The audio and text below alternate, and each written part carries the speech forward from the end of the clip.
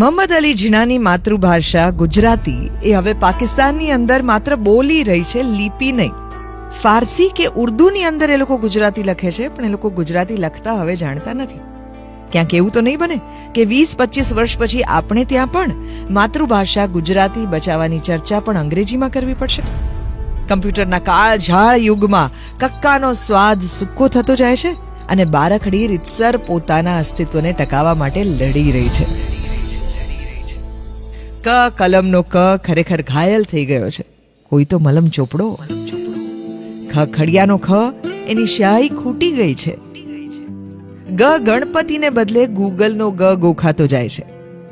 ઘ અમે બે અને અમારા એક ઉપરનો ઘરનો ઘ પૂર્ણ વિરામ પામી ગયો છે. ચ ચકલીનો ચ ખોવાઈ ગયો છે મોબાઈલના ટાવરોની વચ્ચે.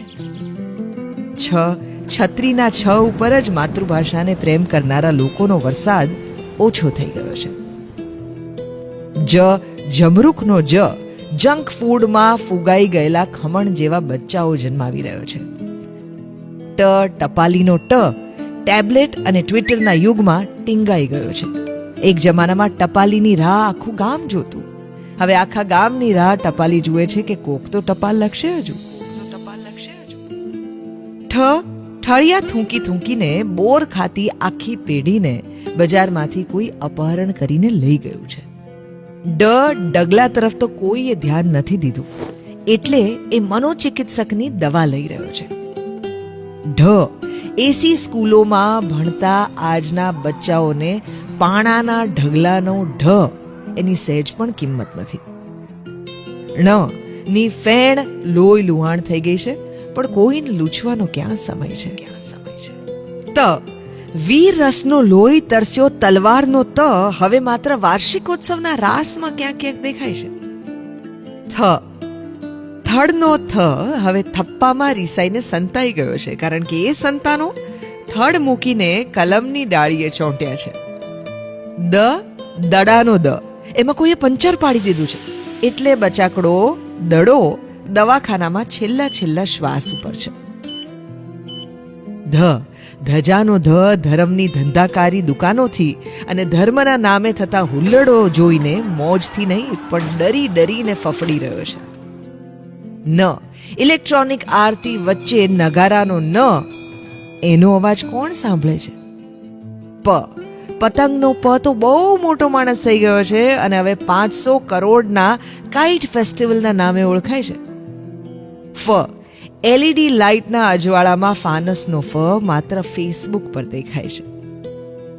બ બુલ ફાઇટના ક્રેઝની વચ્ચે બકરીના બ ને બધાએ બેન્ડ વાળી દીધો છે.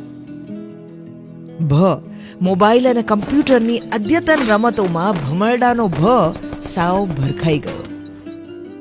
મ મરચાનો મ હવે કેપ્સિકમ થઈ ગયો છે ને મોબાઈલના સ્ક્રીન સેવર પર ડોકાયા કરે છે. ય ગાય અને ગાયનો ય બંને બિચારા થઈને કતલખાને રોજ કપાયા કરે છે. ર રમતનો ર તો સિમેન્ટના જંગલો જેવા શહેરોની સાંકડી ગલીઓમાં અને ઊંચા ફ્લેટની સીડીઓ ઉતરતા જ ગુજરી ગયો. લ લખોટીનો લ તો ભેદી રીતે ગુમ છે, કોઈને મળે તો ચોક્કસ કહેજો. વ વાણનો વ એ તો કદાચ હાજી કાસમની વીજળી સાથે જ જળ સમાધિ લઈ ચૂક્યો છે. સ સગડીના સ માં કોલસા ખૂટી જવાની અણી માથે છે. શ એટલે જ કદાચ શકોરાના શ ને નવી પેઢી પાસે માતૃભાષા બચાવવાની ભીખ માંગવી પડી રહી છે. શ ફાડિયાનો શ એ તો ભાષાવાદ, કોમવાદ અને પ્રદેશવાદના દ્રશ્યો જોઈ છાનો મૂનો આપઘાત કરી ચૂક્યો છે.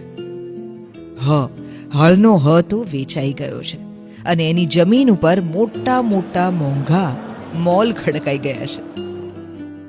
ળ પહેલા તો એમ લાગતું કે ળ જાણે કોઈનું નથી, પરંતુ હવે એમ લાગે છે કે જાણે આખી બારખડી જ કોઈની નથી, અનાથ થઈ ગઈ છે.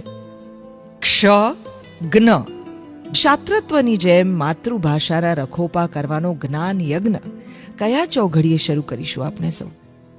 સ્કર્ટ અને મીડી પહેરેલી અંગ્રેજી માસીએ ઘર પચાવી પાડ્યું છે અને સાડી પહેરેલી ગુજરાતી માની આંખ્યું રાતી છે.